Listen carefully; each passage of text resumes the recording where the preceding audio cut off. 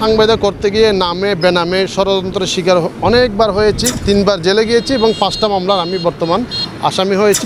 যেই সাংবাদিক জেলে যায় ওইখান থেকে বের হয়ে আরও শক্ত হয়ে যায়। আমাদের অনেক সম্পাদক ভাই আছে 1000 টাকা দিলে তাকে চিনে, 500 টাকা দিলে চিনে না। আসলে গত জীবনে সাংবাদিকদের বিরুদ্ধে যে হামলা হয়েছে এবং সাংবাদিকরা যেভাবে নির্যাতিত হয়েছে, নিহত হয়েছে অনেক জায়গায়, আমরা জানি সাগরুনি হত্যা, যে যারা দাম্পত্য 2 জনের সাংবাদিক হত্যা হয়েছে, এখনও পর্যন্ত সেটি বিচার বাংলাদেশে হয়নি এবং আশা করি হবেও না, কারণ এটার পিছনে অনেক রহস্য লুকায়িত আছে। আর গত জীবনে যে সাংবাদিকদের বিরুদ্ধে আইসিটি মামলা হয়েছে, আমরা জানি গত 6 মে উপদেষ্টা পরিষদের একটি বিবৃতি আমরা পেয়েছি। আইসিটি মামলার 9টি ধারা তারা বাতিল করেছে। তার মধ্যে একটি ধারা হচ্ছে সাংবাদিকদের জন্য যারা মিথ্যা মামলা এবং নিউজ করার ক্ষেত্রে মানহানিকর একটি ধারা রয়েছে, সেই ধারাতে কিন্তু বাতিল করেছে বলে একটি আমরা বিবৃতি পেয়েছি, কিন্তু এখনও কার্যকর হয়নি। 5 তারিখের পর থেকে প্রেস ক্লাবে আমরা যুদ্ধ করেছি, আমরা আন্দোলন করেছি। ফেসবুকের মধ্যে অনেক ভিডিও কিন্তু এখনও জ্বলন্ত প্রমাণ রয়েছে। তার আওয়ামী লীগ সরকার আমলে যে প্রেস ক্লাব ছিল, এখন যে প্রেস ক্লাব রয়েছে তবে কিছু ভিন্ন রয়েছে। আমি জানি যতটুকু প্রেস ক্লাবের দরজা এখনও সবার জন্য উন্মুক্ত রয়েছে। আমিও যাই, আমিও সদস্য না, কিন্তু আমিও যাই, বসে কথা বলি। তো আমাদের প্রেস ক্লাব সদস্য জাহিদুল ইসলাম কচি ভাই রয়েছে এবং শাহনেওয়াজ ভাই রয়েছে। ওরা বলতেছে যে আমরা সকল সাংবাদিকদের জন্য দরজা খোলা রেখেছি, সবাই আসতে পারবে, না আসলে তো আমাদের কিছু করার নাই, আমরা কি তাদেরকে ডেকে নিয়ে আসবো? তারা বলছে আপনারা প্রেস ক্লাবে আসেন, বসেন, সমস্যা নেই, এখানে লেখানাদের সদস্য কেউ ঢুকতে পারবে না, এরকম কোনো নোটিশ নেই, সবাই যেতে পারবে।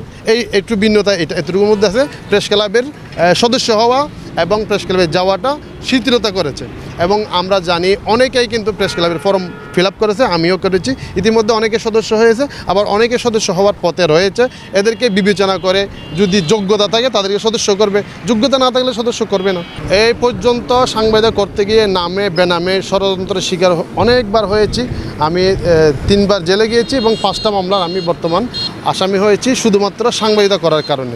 অথবা কোথাও গিয়েছি, তাদের সাথে কথাবার্তা হয়নি বা তারা মনে করেছে আমি সাংবাদিক নয় বা সাংবাদিক হই, এবং যদি সাংবাদিক হওয়ার পরও অন্য একটা গ্রুপকে যখন ফোন দিয়েছে বলেছে উনি সাংবাদিক না, আর কেউ বলে উনি সাংবাদিক, এভাবে আমাকে মামলা দিয়েছে। আমি যখন মামলা অ্যারেস্ট হই তখন আমার পক্ষে কিন্তু 15-20 জন 100 জন সাংবাদিক থানায় গিয়ে যায়, আবার 2-1 জন সাংবাদিক বিরোধিতা করে।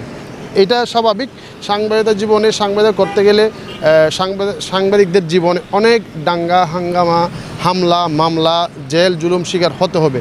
কারণ যারা এই পর্যন্ত সাংবাদিকতা করে কোনো মামলা আসামি হয়ে জেলে যায়নি, তারা জেল সম্পর্কে, মামলা সম্পর্কে এবং সাংবাদিক সম্পর্কে আমি মনে করি কিছু এখানে বুঝে নেয়, আরও বুঝতে হবে।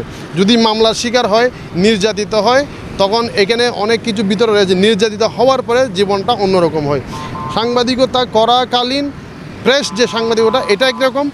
সাংবাদিকতা করে আপনি যখন একটা মামলার আসামি হয়ে জেলে যাবেন, তখন আপনার কলমকে, আপনার লিখনিকে বাকরুদ্ধ করার জন্য, সেটি বন্ধ করার জন্য তারা চায় যে জেলে পাঠাবে।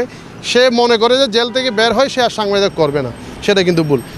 যে সাংবাদিক জেলে যায় ওইখান থেকে বের হয়ে সে আরও শক্ত হয়ে যায়। বর্তমান যারা উপদেষ্টা সরকার রয়েছে, আমি উপদেষ্টা সরকারের প্রতি একটি আজকের কথার মাধ্যমে আমি দৃষ্টি আকর্ষণ করে, সে হচ্ছে বাংলাদেশের যত সাংবাদিক ভাই রয়েছে, সাংবাদিকদের জন্য কোনো জেল জুলুম মামলা এটি প্রত্যাহার করে আমাদের সাংবাদিক ভাইরা যদি কোনো অপরাধ করে থাকে, দোষ করে থাকে, আমাদের সাংবাদিক ভাইদের যে ইউনিটি রয়েছে, দল রয়েছে, গ্রুপ রয়েছে, প্রেস ক্লাব রয়েছে, বিভিন্ন অঙ্গ সংগঠন রয়েছে, অথবা আমাদের যা সাংবাদিক ভাইরা যে হাউসে কাজ করে তাদের একটি স্যার রয়েছে, বস রয়েছে, তাদেরকে আপনারাও অবগত করুন।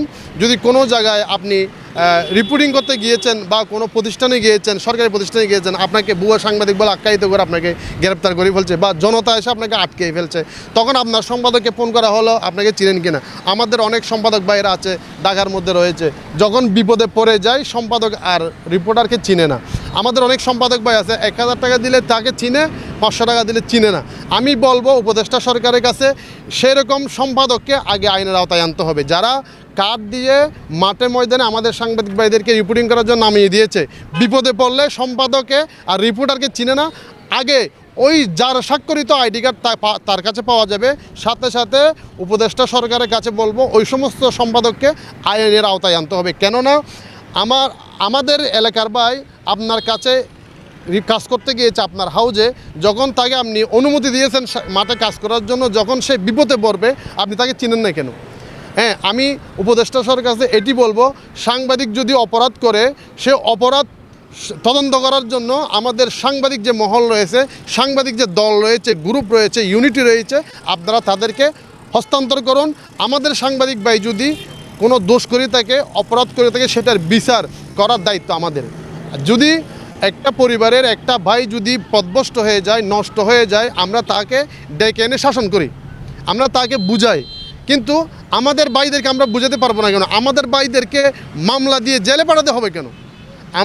আমি এটাই আবেদন করব উপদেষ্টা সরকারের কাছে, সাংবাদিক ভাইরা যদি কোথাও গিয়ে যদি হেনস্থার শিকার হয়, অপরাধ করেও তাকে মানুষ মাত্রই ভুল মানুষ করবে, সাংবাদিক ভাইরা করবেই, করতে পারে, অস্বাভাবিক কিছু না।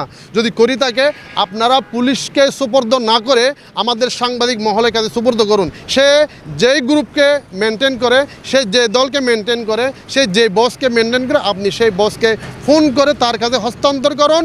আমরা আমাদের সাংবাদিক ভাইদের বিচার করব। দেখা যাচ্ছে আমাদের সাংবাদিক ভাই অপরাধী, দোষ করছে, আমরা তাকে হলুদ কার্ড দিব, হলুদ সিঙ্গেল দিব, গ্রিন সিঙ্গেল দিব, তৃতীয়বারে রেড সিঙ্গেল দিয়ে তাকে আমরা সাংবাদিক সমাজ থেকে কিভাবে শাস্তি পাই সেটা আমরা ব্যবস্থা নিব।